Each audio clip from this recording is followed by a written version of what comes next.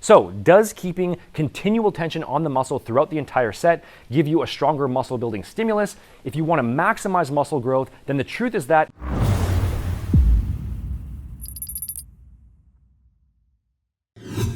What's up guys, Sean Alawani, RealScienceAthletics.com, and in this video today we're talking about the concept of constant tension.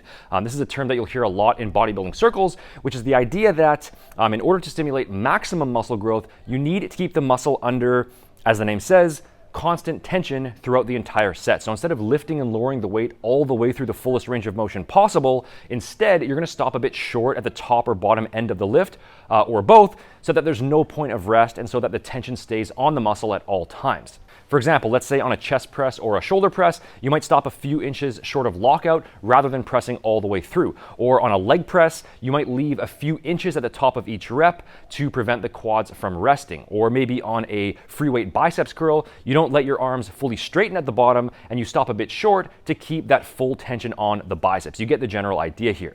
Now, this is a debated issue. There's some mixed research on it. So what I'm giving you here is my personal viewpoint based on the overall logic of muscle growth as I see it, and on my own experience / observation / the research that I have looked at. And if you want to comment below with your thoughts on the subject, so whether or not you think that constant tension is important for building muscle, then feel free, because I'm always interested to hear your guys' feedback. Before I jump into it, if you do enjoy my videos and you find them beneficial, then please do me one small favor and help to maintain constant tension on that like button below, because it really does help to push the video out there so that even more people can benefit from the content. I really do appreciate the support.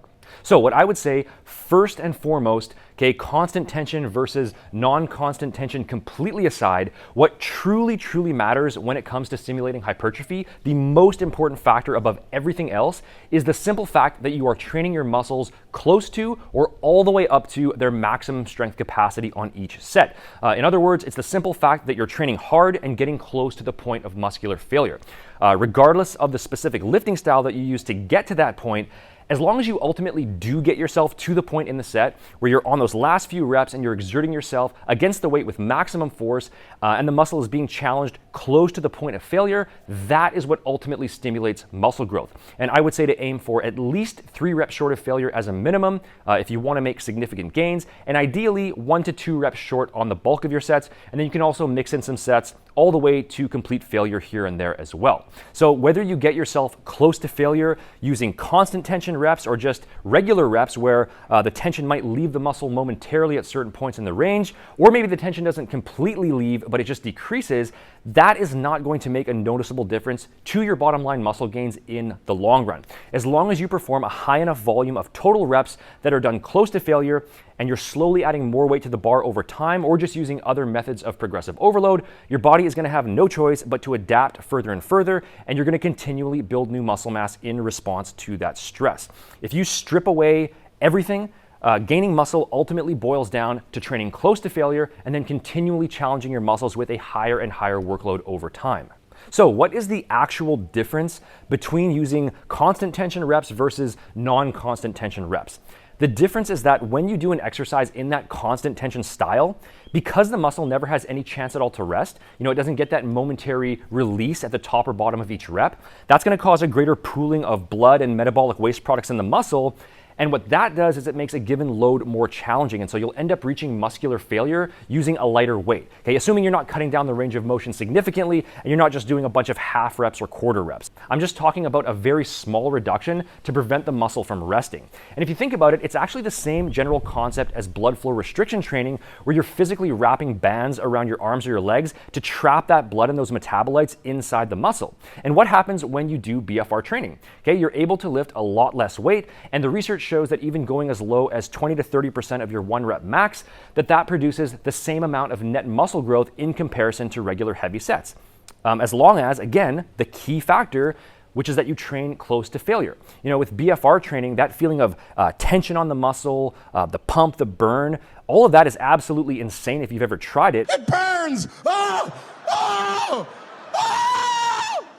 yet it doesn't produce better muscle growth than regular straight sets, and instead it's about the same.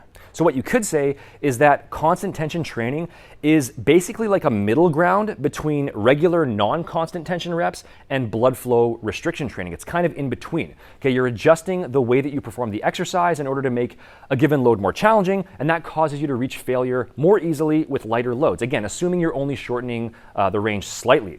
However, as long as the proximity to failure is equated, meaning that if you do a constant tension style set and you get within 1 rep of failure, or you do a regular non-constant tension set and you get within 1 rep of failure, or you do a blood flow restriction set and you get within 1 rep of failure, the bottom line hypertrophic response is going to be the same, because at the end of the day, all your body really cares about is the total percentage of that muscle's momentary resources that are being used up. You know, if you get to the point in the set where you're using up, say, 95% of what that muscle is ultimately capable of, then it really doesn't matter how you got there, and the hypertrophic response will be the same. And we see the same thing when comparing different rep ranges as well. As long as you get close to failure, then low reps, medium reps, and high reps all stimulate comparable hypertrophy, even though it might feel like higher rep sets are putting more tension and more stress on the muscle. It really just comes down to getting close to failure, period. That's the common denominator in all of this. And if we're just talking anecdotally, in my experience, I would say that the majority,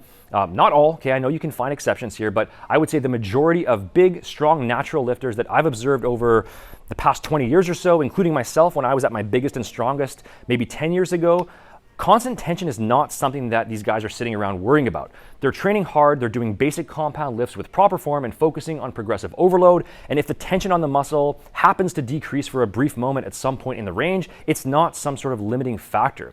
The best example that I could think of would be a barbell squat. You know, how many lifters out there have built massive legs with barbell squats as their primary movement? How many powerlifters out there have massive legs and do nothing except barbell squats? Yet, if you really look at it, heavy barbell squats are one of the least constant tension movements that I can think of. You know, in the top position when you're standing upright, there's no tension on the quads at all, and you spend a longer period of time resting in between reps compared to other exercises because you have to reset at the top of each rep by breathing out, taking another breath back in, and then bracing your core before you descend back down again. And actually, it's the same thing on deadlifts too, except that rest is coming in the bottom position rather than the top.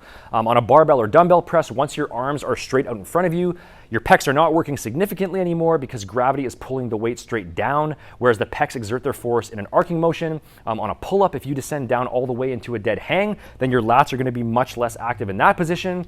On a Romanian deadlift, there's no tension at the very top. On an overhead barbell press, there's often a slight rest in the bottom position depending on how you're doing the movement.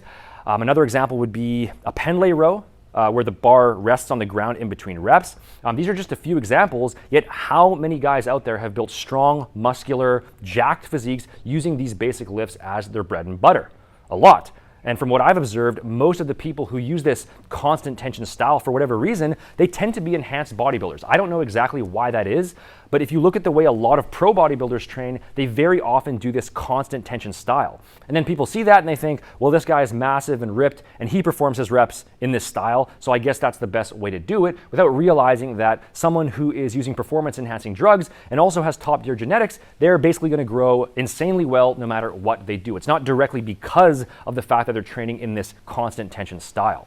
In practical terms, I'd say that if you're a novice lifter, then just train using the basic lifts with the fullest range of motion that you comfortably can. If there's a brief moment in the lift where the tension decreases, it's not going to hurt your gains. And then as you become more experienced, if you want to experiment a bit, if you find that on certain lifts, using more of a constant tension style feels better for you for some reason, then that's fine. Again, the most important thing is just that you're getting close to failure one way or the other. I'm not saying that you shouldn't strive to put the muscle under tension throughout the largest overall range of motion that you can during an exercise. That's a separate question, and it has to do with resistance curves. I'm just saying that if the tension momentarily leaves the muscle at the top or bottom end of the range that you're using, that is not a big deal.